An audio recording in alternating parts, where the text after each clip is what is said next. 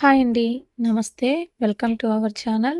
ఈ వీడియోలో FA1 ఎగ్జామ్స్‌కి సంబంధించి 5వ తరగతి తెలుగు సబ్జెక్టుకు సంబంధించి అసెస్మెంట్ బుక్‌లోని టూల్ 1, టూల్ 2, టూల్ 3లను ఏ విధంగా విద్యార్థులతో పూర్తి చేయించాలో ఈ వీడియోలో చూద్దాం. ముందుగా ఛానల్‌ని ఇప్పటివరకు సబ్స్క్రైబ్ చేయని వాళ్ళు, అలాగే కొత్తగా ఛానల్‌ని చూస్తున్న వాళ్ళు ఛానల్‌ని సబ్స్క్రైబ్ చేసుకోండి.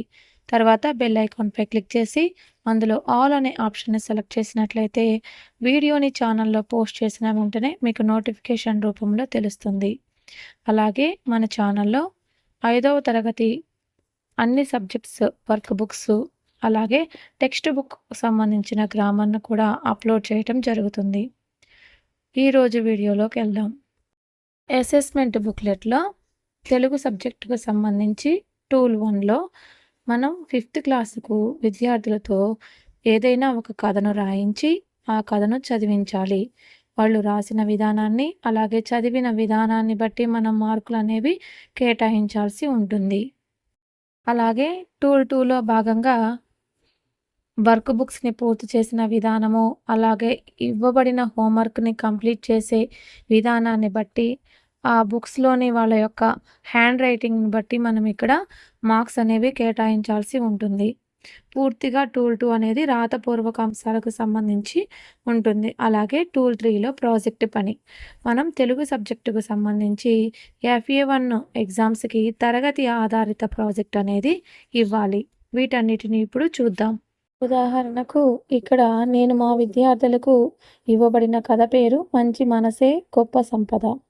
ఒక గ్రామంలో రాము అనే బాలుడు ఉండేవాడు.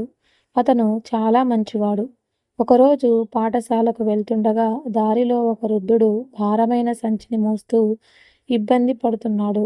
అది చూసిన రాము వెంటనే వృద్ధుడి దగ్గరకు వెళ్ళి, తాతయ్య, నేను మీకు సహాయం చేస్తాను అని చెప్పి సంచిని మోసి ఆయన ఇంటి వరకు తీసుకెళ్ళాడు. వృద్ధుడు చాలా సంతోషించి, బాబూ, నీవు నాకు ఎంతో సహాయం చేశావు. నీ మంచి మనసే నీకు గొప్ప సంపద అని ఆశీర్వదించాడు. కొన్ని రోజుల తర్వాత రాము పాఠశాల నుంచి వస్తుండగా భారీ వర్షం వచ్చింది. అతను ఒక చెట్టు కింద నిలబడి ఉన్నాడు. అప్పుడే అదే వృద్ధుడు అక్కడికి వచ్చి రామును తన ఇంటికి తీసుకెళ్ళి వర్షం ఆగే వరకు ఆశ్రయం ఇచ్చాడు. అప్పుడు రాముకు ఒక విషయం అర్థమైంది. మనం ఇతరులకు చేసే మంచి ఎప్పుడో ఒకప్పుడు మనకి తిరిగి వస్తుంది. నీతి: మంచి మనసే గొప్ప సంపద. ఇతరులకు సహాయం చేస్తే మనకు మేలు జరుగుతుంది.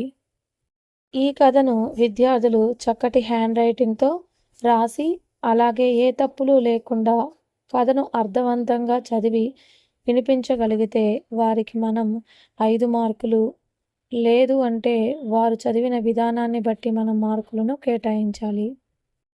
టీచర్ నోటు కూడా మనం ఈ విధంగా రాయాలి. విద్యార్థి కథను చక్కని హస్తలేఖనంతో అక్షర దోషాలు లేకుండా శుభ్రంగా రాశాడు. కథను స్పష్టమైన ఉచ్చారణతో భావాన్ని అర్థం చేసుకుని అర్థవంతంగా చదివాడు. కథలోని నీతిని కూడా సరిగ్గా గ్రహించాడు. కాబట్టి మార్కులు 5/5. ఇక్కడ వ్యాఖ్య ఏంటంటే చాలా బాగా చదివి చక్కగా రాశాడు, అభినందనలు. ఈ విధంగా మనం విద్యార్థికి రాయవచ్చు. టూల్ 2లో భాగంగా రాత అంశాలకు సంబంధించి విద్యార్థి నోటు పుస్తకాలు, వర్క్ బుక్ మరియు ఇంటి పనిని క్రమం తప్పకుండా పరిశుభ్రంగా పూర్తి స్థాయిలో నిర్వహించాడు. పనిలో చక్కని శ్రద్ధ, బాధ్యత కనబరిచాడు. ఈ విధంగా వాళ్ళు మంచిగా వర్క్ చేసినట్లయితే మనం 5 మార్కులు కేటాయించి టీచర్ నోట్ని ఈ విధంగా రాయాలి. విద్యార్థి నోటు పుస్తకాలు, వర్క్ బుక్ మరియు ఇంటి పనిని చక్కగా పూర్తి చేశాడు. స్వల్ప లోపాలు ఉన్నప్పటికీ పని సంతృప్తికరంగా ఉంది. ఈ విధంగా ఉన్నట్లయితే మనం 4 మార్కులను కేటాయించాలి. విద్యార్థి నోటు పుస్తకాలు, వర్క్ బుక్ మరియు ఇంటి పనిని కొంతవరకు పూర్తి చేశాడు. మరింత శ్రద్ధతో పనిచేయాల్సిన అవసరం ఉంది. ఈ విధంగా విద్యార్థి యొక్క పని ఉన్నట్లయితే మనం కేటాయించవలసిన మార్కులు 3. మనం విద్యార్థికి కేటాయించిన మార్కులు 2 అయినట్లయితే దానికి సంబంధించిన టీచర్ నోటును ఈ విధంగా రాయాలి. విద్యార్థి నోటు పుస్తకాలు, వర్క్ బుక్ మరియు ఇంటి పనిని అసంపూర్ణంగా నిర్వహించాడు. క్రమబద్ధత మరియు శ్రద్ధను పెంపొందించుకోవాలి. మనం విద్యార్థికి కేటాయించిన మార్కు 1 అయినట్లయితే దానికి సంబంధించిన టీచర్ నోటును ఈ విధంగా రాయాలి. విద్యార్థి నోట్ పుస్తకాలు, వర్క్ బుక్ మరియు ఇంటి పనిని చాలా తక్కువగా పూర్తి చేశాడు. ఉపాధ్యాయుల మార్గదర్శకతతో మరింత కృషి చేయాలి.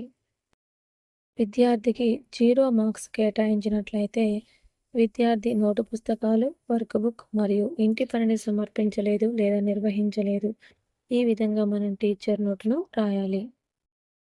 తర్వాత టూల్ 3లో భాగంగా ప్రాజెక్టు పనికి సంబంధించి 5వ తరగతి తెలుగు సబ్జెక్టులో గుణింత పదాలు, వాక్యాలు అనే ప్రాజెక్టును ఈ విధంగా విద్యార్థులతో రాయించవచ్చు. విద్యార్థి పేరు, తరగతి, విషయము, ప్రాజెక్టు పేరు. తర్వాత ఉద్దేశ్యం, గుణింత అక్షరాలను గుర్తించడం, గుణింత పదాలను సేకరించటం, వాటితో అర్థవంతమైన వాక్యాలు నిర్మించటం. తర్వాత ప్రాజెక్టు లక్ష్యాలు, గుణింత అక్షరాలను గుర్తించగలగటం, గుణింత పదాలను సేకరించటం, గుణింత పదాలతో సరైన వాక్యాలు రాయటం, భాషా నైపుణ్యాలను పెంపొందించుకోవడం. కావాల్సిన సామాగ్రి: తెలుగు పాఠ్యపుస్తకం, నోట్బుక్ లేదా ప్రాజెక్టు పేపర్లు, పెన్ను, పెన్సిలు, రంగుల పెన్నులు లేదా స్కెచ్ పెన్స్, వార్తాపత్రికలు, కథల పుస్తకాలు, గుణింత పదాల సేకరణకు కావాల్సిన ఇతర పుస్తకాలు. ప్రాజెక్టు విధానం: తెలుగు పాఠ్యపుస్తకం, వార్తాపత్రికలు మరియు ఇతర పుస్తకాల నుండి గుణింత పదాలను సేకరించాను. రాసిన పదాలు: పూలు, దీపం, గీత, తోట, మేఘం, కూర, బడి, పాలు, నేడు, పుస్తకం. రాసిన వాక్యాలు: తోటలో అందమైన పూలు పూసాయి. దీపావళి రోజున దీపం వెలిగించాము. గీత చక్కగా పాట పాడింది. మా ఇంటి వద్ద చిన్న తోట ఉంది. ఆకాశంలో నల్లని మేఘాలు కనిపిస్తున్నాయి. అమ్మ రుచికరమైన కూర వండింది. నేను ప్రతిరోజు బడికి వెళ్తాను. పాలు ఆరోగ్యానికి మంచివి. నేడు మా పాఠశాలలో సమావేశం జరిగింది. నేను తెలుగు పుస్తకం చదువుతున్నాను. ఆశించిన ఫలితం: విద్యార్థులు గుణింత అక్షరాలను సులభంగా గుర్తించగలుగుతారు. గుణింత పదాలను సేకరించి సరైన విధంగా ఉపయోగించగలుగుతారు. చివరిగా ఇక్కడ విద్యార్థి యొక్క సంతకాన్ని చేయించాలి. ఈ విధంగా మనం గుణింత పదాలు, వాక్యాలకు సంబంధించిన ప్రాజెక్టును విద్యార్థులతో చేయించవచ్చు. ఇక్కడ మనం టీచర్ నోటును 5 మార్కులు కేటాయించినట్లయితే ఈ విధంగా రాయాలి. విద్యార్థి ప్రాజెక్టును అత్యంత పరిశుభ్రంగా, క్రమబద్ధంగా తయారు చేసి గుణింత పదాలను సరైన విధంగా సేకరించి అర్థవంతమైన వాక్యాలు రాశాడు. చక్కని హస్తలేఖనం మరియు సృజనాత్మకతను ప్రదర్శించాడు.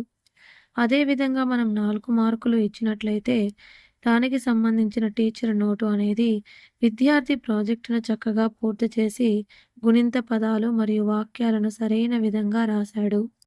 స్వల్ప లోపాలు ఉన్నప్పటికీ పని ప్రశంసనీయంగా ఉంది. అదేవిధంగా మనం 3 మార్కులు ఇచ్చినట్లయితే దానికి సంబంధించిన టీచర్ నోటు అనేది విద్యార్థి ప్రాజెక్టును సంతృప్తికరంగా పూర్తి చేశాడు. గుణింత పదాలను సేకరించి వాక్యాలు రాశాడు. మరింత శ్రద్ధతో పనిచేస్తే ఇంకా మెరుగైన ఫలితాలు సాధించగలడు. అలాగే 2 మార్కులకు విద్యార్థి ప్రాజెక్టును పాక్షికంగా పూర్తి చేశాడు. గుణింత పదాల ఎంపిక మరియు వాక్య నిర్మాణంలో మరింత అభ్యాసం అవసరం. అలాగే 1 మార్కు అయితే విద్యార్థి ప్రాజెక్టును చాలా తక్కువ స్థాయిలో పూర్తి చేశాడు. ఉపాధ్యాయుల మార్గదర్శకతతో మరింత కృషి చేయాల్సిన అవసరం ఉంది.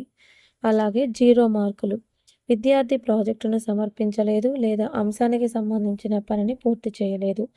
ఈ విధంగా మనం టూల్ 1, టూల్ 2, టూల్ 3లను విద్యార్థులతో పూర్తి చేయించవచ్చు.